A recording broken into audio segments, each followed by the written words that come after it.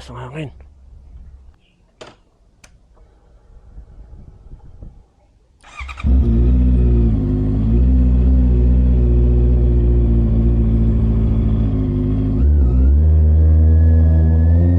Punta akong ngayon,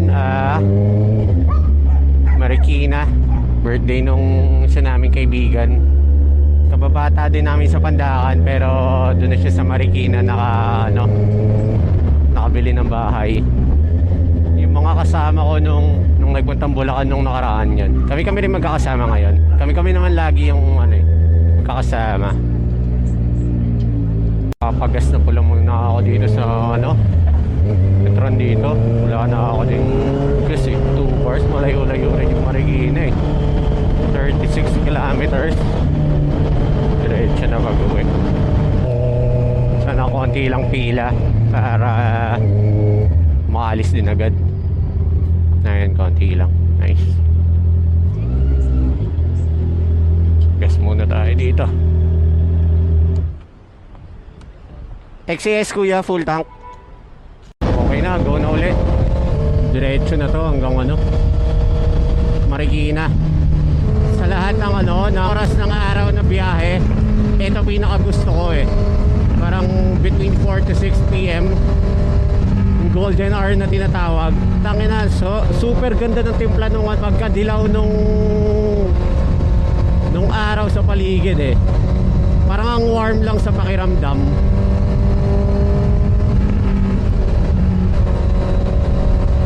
Bale, ang ruta ko nga pala ngayon dito ilalim ng Skyway, tapos C5 exit, C5, tapos Eastwood.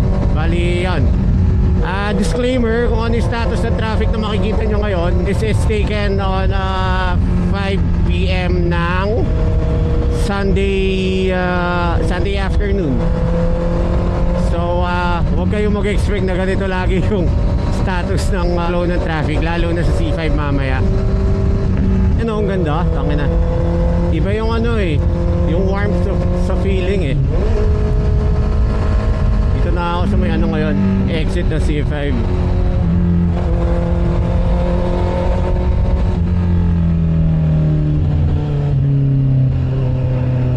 Iba yung aura ng paligid kapag kapag hindi working day.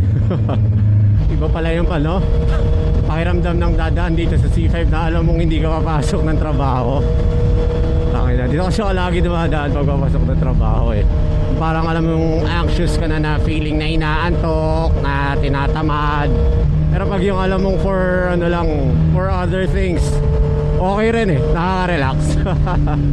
Ako sa may ano ba to? Same aura. Paglampas, luwag tangina, saya.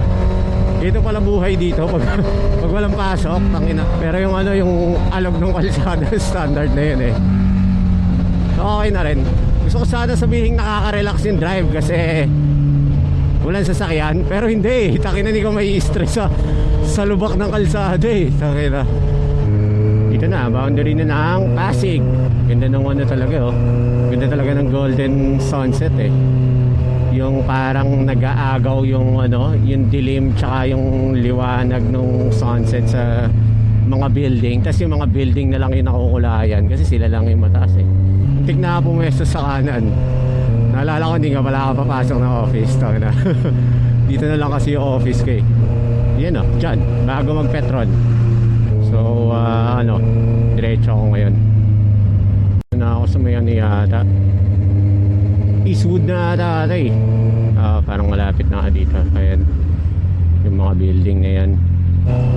Ito na ako sa yung ilalim ng tulay pa Marikina. Hanggang dito lang alam ko tapos pag onwards di ko na alam kung paano arrangement ng Marikina pero familiar pa ako hanggang dito, hanggang SM Marikina. Ito na ako sa ayan, SM City Marikina. Pero sabi dito 18 minutes away pa daw Saan yun? Sa sakyan na traffic. Hindi ko alam pag sa motor. Naalala ko yun dati, tangina nang ginagawa dyan. Ginagawa pa lang yun SM Marikina Parang yung prof ko isa sa engineers dyan. Prof namin sa Strength of Materials Troop. Parang ginagawa pa lang yan. Tangina, diyan kami kumukuha ng class card eh. Meron pang mga muntik bumagsak sa amin kaya, pero lahat naman pasado, kaya parang memorable sa batch namin yung ano eh, yung SM City Marikina na yan eh. U-turn pala ako, 2.4 kilometers. Ito nilalakad namin to nung dati oh, tangina. Hindi namin alam kung papasa kami o hindi, basta ang alam lang namin kukuha kami ng class card.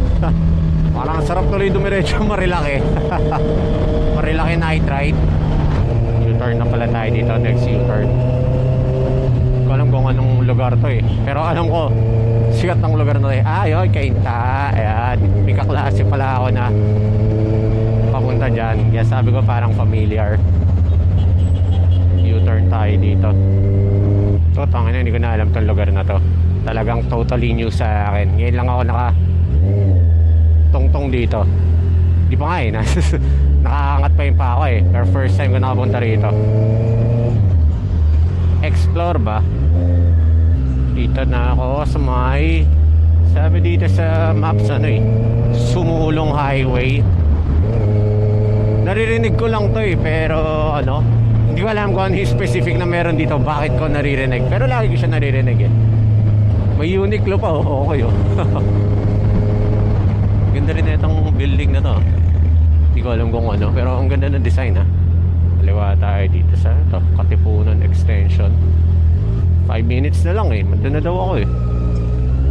Saan naabot sa stoplight? Ito na tayo. Malapit na. Patakot yung ilog oh, pag sumemplang ka, tangin na empol eh. Wala man lang elevation sa ground level eh. Talagang ano na eh, swerte mo na lang pag may nakakita sa yung nalaglag ka eh. Lapit na, 3 minutes. Ganda-ganda ako dito sa ano ng Marikina talaga. Yung sinasabing sila yung pinakamalinis na ano, na city, they live up to it eh. Ang ganda eh, para kang nasa ibang bansa. So props sa mga taga Marikina, ang ganda ng city nyo. Hindi ko alam kung eto lang nakikita ko, hindi ko pa nakikita yung buong Marikina, pero wala eh, iba eh. I'm speaking kung ano yung nakikita ko ngayon, pero maganda, malinis, parang nasa ibang bansa eh. Pero hindi ko lang alam ngayon, parang sila yung cleanest city, matagal ko nang narinig yun eh. Hindi ko lang alam ngayon, pero parang sa status ngayon, ang ganda eh. Ang relax. Wala masyadong matataas sa building, daming mga indie na mga stores. Okay eh. Mga matataas sa building kasi nagpapamukhang ano eh, crowded sa paligid eh. Pero pag open yung skyline, parang ang luwag ng lahat. Kaya sa US, wala naman silang mga mall na mga 5th floor dun eh. Swerte nang makakita ng mga 2nd floor dun eh. Kaya parang ang laki ng land area. Parang ganun yung feels dito sa ano, Marikina. Parang dati may dinayo kami na basketball dito, tas gabi. Ganun din yung pakiramdam eh. Yung ano, kumbaga malinis, lakas makarelax. Lapit na. Magat Salamat Street. Hindi ko lang kung saan ko narinig tong pangalan na to eh, pero parang ano eh, pangalan ng rapper ang puta.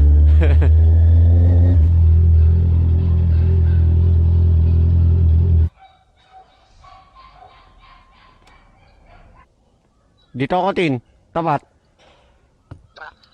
Dito ako sa tapat. Sige, sige. Kaya bubuksan ko yung gate. Nakabukas eh. Nakabukas yung gate. Kasi hindi ko alam kung tama itong gate na tinitignan ko. Asang na tayo. Angas ang gate nila Martin. Tangina, automatic. Number 8. May mga upuan. May ang kotse niya. 4. Ito siguro.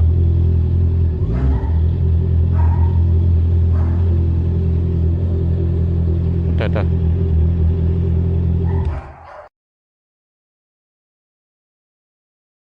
Kasama ka pa. Sama tayo lahat dyan. Kita tayo lahat dyan. Happy birthday to you. Happy birthday to you. Oh, Wish mo na. wish. 107.5. Birthday din, birthday. Birthday Thank you.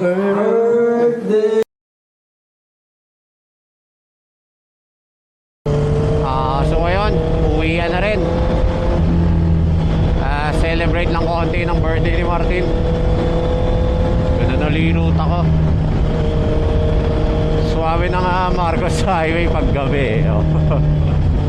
Angas itong building na to. Hindi ko alam na may ganito pala dito paggabi.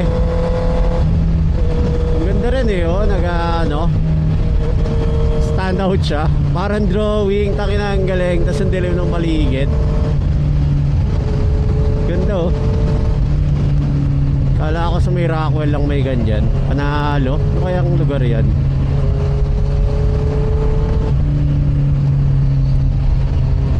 The Grove. Ganda. Yan, dito na rin ako sa sa SLEX. Dito ko na rin tatapusin tong video. Wala na rin makikita dito eh.